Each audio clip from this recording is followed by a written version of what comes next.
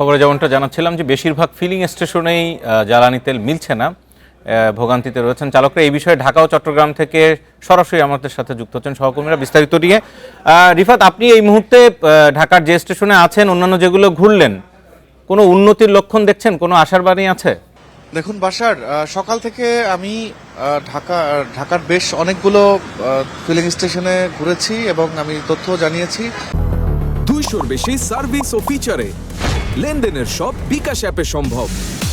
বেশ কয়েকটা হাতে গোনা কয়েকটা স্টেশনেই শুধুমাত্র তেল সরবরাহ করা হচ্ছে, গ্রাহকরা তেল পাচ্ছেন। আমি এই মুহূর্তে আমি আছি তেজগাঁর একটি ফিলিং স্টেশনে। সেখানে আমি যদি দেখাই আপনাকে যে দীর্ঘ সারি, কিন্তু একদম আপনি যদি বাইকের সারিগুলো দেখেন যে একদম দীর্ঘ সারি, অনেক দূর পর্যন্ত কিন্তু তারা অপেক্ষা করছেন ঘন্টার পর ঘন্টা। এবং এখানে কিন্তু দুপুর 2টার পর থেকে কিন্তু তেল গ্রাহকরা পাচ্ছেন। এবং ঢাকা শহরের অনেকগুলো তেল পাম্পে কিন্তু 2টার পর থেকে তেল দেয়া হচ্ছে এবং অনেক তেল পাম্পে এখনো তেল দেয়া মতো অবস্থাই নেই একেবারে। কারণ যারা তেল পাম্প মালিক রয়েছে তাদের সাথে আমরা কথা বলেছি, তারা জানিয়েছে যে তাদের যে প্রতিদিনের যে চাহিদা রয়েছে সেই চাহিদা অনুযায়ী তারা ডিপো থেকে তেল পাচ্ছেন না।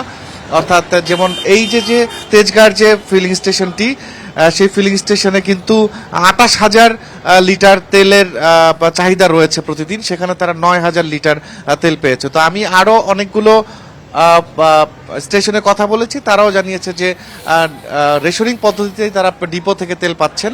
অর্থাৎ কোথাও 30,000, কোথাও 40,000 লিটার পর্যন্ত তেলের দরকার হয় কোনো স্টেশনে, সেখানে তারা 9,000 লিটার তেল পাচ্ছেন।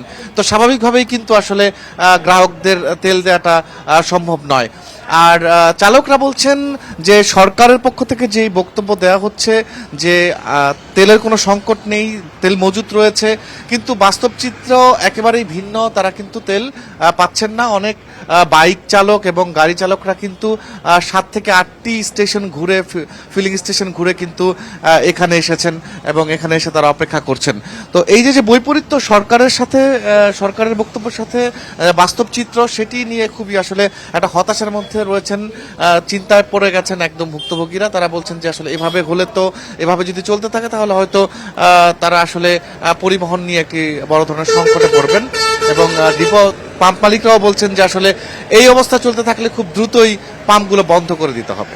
যে রিফাত, আপনি থাকবেন আমাদের সাথে, আমরা সরাসরি চট্টগ্রামে যাব। আব্দুল্লাহ রাকিব রয়েছেন। রাকিব, আজকে প্রথম কর্মদিবস, অফিস আদালত খুললো, তেলের সংকট, সব মিলে চট্টগ্রামের কি খবর? আরেকটি বিষয়, সারা দেশে তেল পরিবহন করা হয়, ডিস্ট্রিবিউশন তো মূলত চট্টগ্রামের রিফাইনারি সহ ওই ডিপো থেকে চতুর্দিকে যায়, সেখান থেকে জাহাজগুলো ওখানে আসে, কি খবর আছে?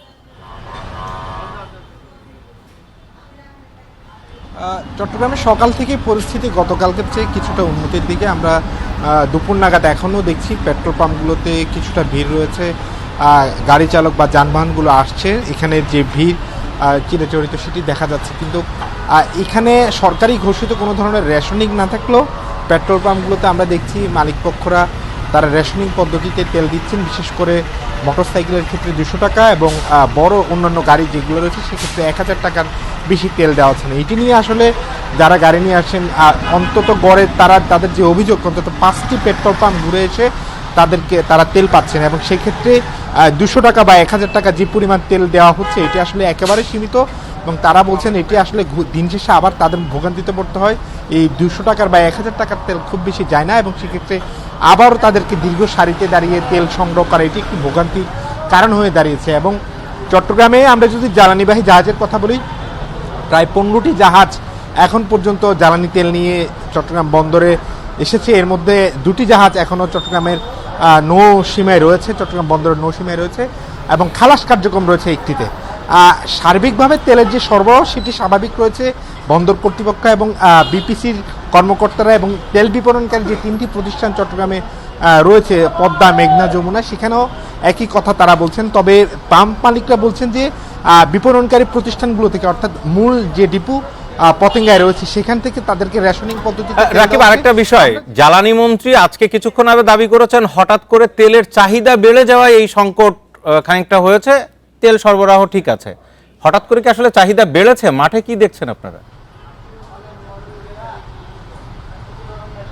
এটি আসলে গতকালকে আসলে সকাল থেকে বলা চলে এই হঠাৎ করে আসলে চাহিদা বেড়ে যায় এবং আমরা দেখেছি এইটির আসলে এর আগের দিন রাতে একটি বিজ্ঞপ্তি দেওয়া হয় ফেসবুকে পাম্প মালিক সমিতির পক্ষ থেকে এবং সেটির প্রেক্ষিতে মানুষজনের মধ্যে এক ধরনের উদ্বেগ উৎকণ্ঠা শঙ্কা বাড়ে যে হয়তো তেল পাওয়া যাবে না, তেলের সংকট হবে বা তেলের দাম বাড়ানো হবে। এই মানুষ আসলে এই বিজ্ঞপ্তির জেরে আসলে হুড়ুহুড়ি করে পেট্রোল পাম্পে গতকালকে ভিড় জমেছিল। কিন্তু নগরীতে গতকালকে ছুটির দিন ছিল, খুব বেশি গাড়ির চাপ ছিল না, গণপরিবহনের চাপ ছিল না। তবে যেহেতু ছুটির সময় ছিল, মানুষজন আসলে বিভিন্ন জায়গায় ভ্রমণে যাচ্ছিল, ফলশ্রুতিতে দূরের যাত্রায় তেল লাগছিল মানুষ, এই জন্য আসলে গতকালকে তেলের যে ক্রাইসিস দেখেছি আমরা সেটি আব্দুল্লাহ রাকিব জি, আমরা বুঝতে পারছি নিশ্চয়ই সংকট রয়েছে সারা দেশ জুড়েই, রাজধানীর মতো চতুর্দিকে একই অবস্থা। আপনাদের দুজনকে ধন্যবাদ জানাচ্ছিলেন জ্বালানি সংকটের বিষয়ে।